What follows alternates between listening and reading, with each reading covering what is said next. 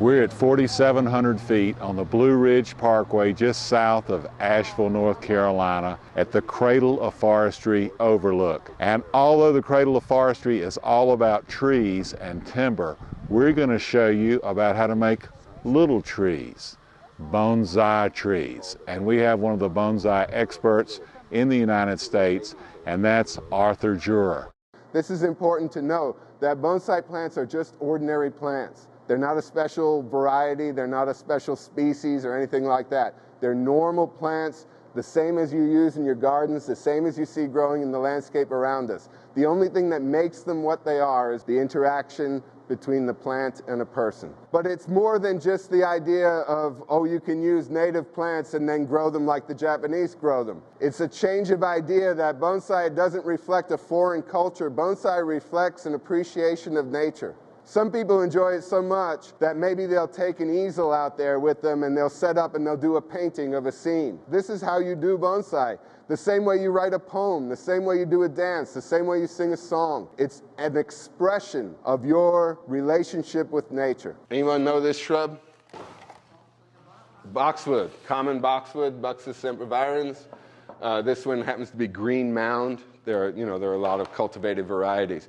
All right, so this is the way this plant might look if you went to the nursery and you were buying plants for your garden or your landscape at home. This plant right here looked just like this one, exactly like this one until last week. This one had the better characteristics, so this one got made into a bonsai and this one didn't. But it serves as a useful comparison. Right? This is just starting out, just took its first step as a bonsai plant.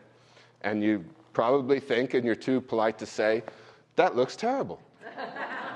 Look, you had a nice, full, beautiful plant, and you did that to it. Here's the thing. It looks like this today. Someday it looks like this, right? Because this is the same kind of plant. This isn't green mound, but this is a common box, Buxus sempervirens. And if you look, you can see that the shape is not dissimilar. Not at all. I was kind of surprised by that. But that's the way boxwoods grow.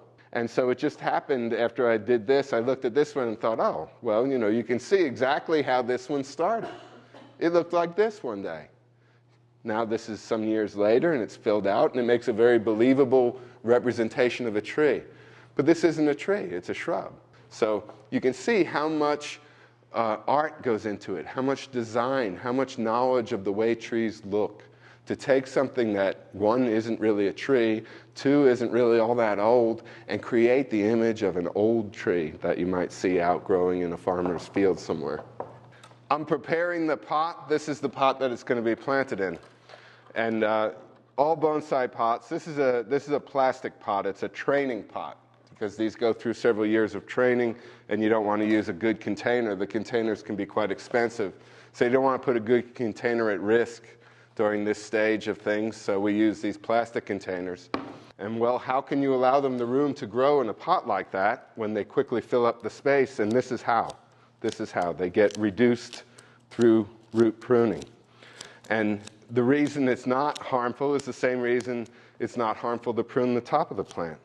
One of the big differences between us and plants is that they can regenerate limbs, and it doesn't kill it, it causes it to grow new roots. So there are fundamental horticultural principles that underline everything we do in bonsai. It's why it works.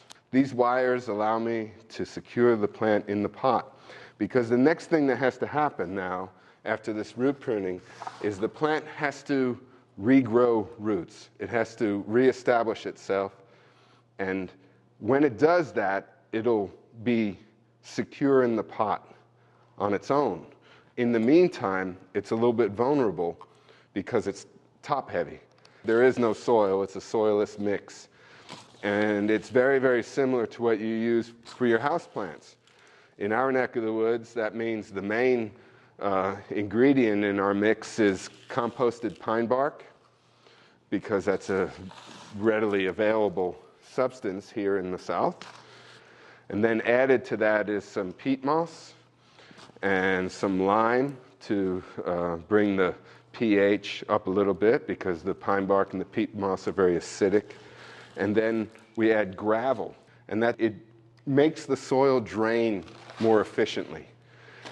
The drainage is important because when a plant has lots of water, what it will typically do is produce long spurts of growth and big leaves. You know, the leaves are the vehicle by which the plant transpires and releases moisture. And when there's lots of moisture, it grows big leaves, so it has plenty of leaf surface to do that with. When there's little moisture, or relatively little moisture, it responds by shrinking the size of its leaves. Yes, this looks very rough. It's nice of you not to say so, but it's true.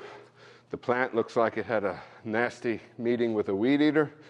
The potting is, you know, lumpy and not at all appealing. But believe it or not, this is how this becomes that. That's how it's done.